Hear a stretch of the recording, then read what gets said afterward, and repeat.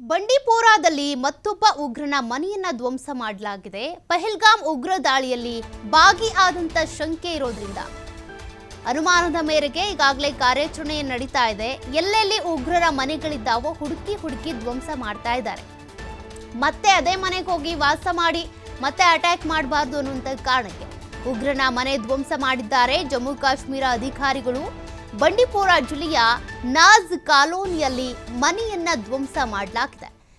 ಈಗಾಗಲೇ 10 ಉಗ್ರರ ಮನೆ ಧ್ವಂಸ ಆಗಿದ್ವು.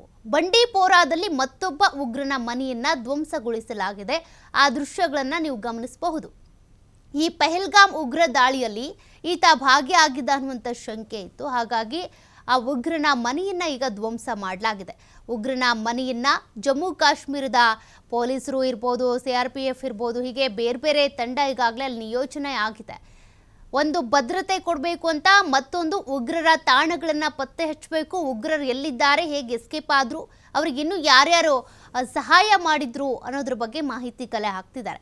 ಸದ್ಯಕ್ಕೀಗ ಎಲ್ಲೆಲ್ಲಿ ಉಗ್ರರ ಮನೆಗಳಿದ್ದಾವೆ ಅಂತ ಗೊತ್ತಾಗ್ತಾ ಇದ್ವು. ಗೊತ್ತಾದ ತಕ್ಷಣನೇ IEDಯನ್ನು ಬಳಸ್ಕೊಂಡು ಈ ರೀತಿಯಾಗಿ ಸ್ಫೋಟ ಮಾಡಲಾಗ್ತಾ ಇದೆ. ಅವರ ಮನೆಯನ್ನ ಧ್ವಂಸಗೊಳಿಸಲಾಗ್ತಾ ಇದೆ. ಮತ್ತೆ ವಾಪಸ್ ಅವ್ರು ಇಲ್ಲಿ ಬಂದು ವಾಸ ಮಾಡಬಾರ್ದು, ಮತ್ತೆ ಅಟ್ಯಾಕ್ ಮಾಡೋದಕ್ಕೆ ಅಂತ ಹೊಂಚಾಗಬಾರ್ದು, ಅವರಿಗೆ ಯಾವುದೇ ರೀತಿಯ ಅನುಕೂಲಗಳಾಗುವಂಥ ವಾತಾವರಣ ಅವರಿಗೆ ಇಲ್ಲಿ ಇರಬಾರ್ದು ಅನ್ನುವಂಥ ಕಾರಣಕ್ಕೆ ಅವರ ಮನೆಗಳನ್ನು ಹುಡುಕಿ ಭಾರತೀಯ ಸೇನೆ ಈ ರೀತಿಯಾಗಿ ಧ್ವಂಸ ಮಾಡ್ತಾ ಇದೆ.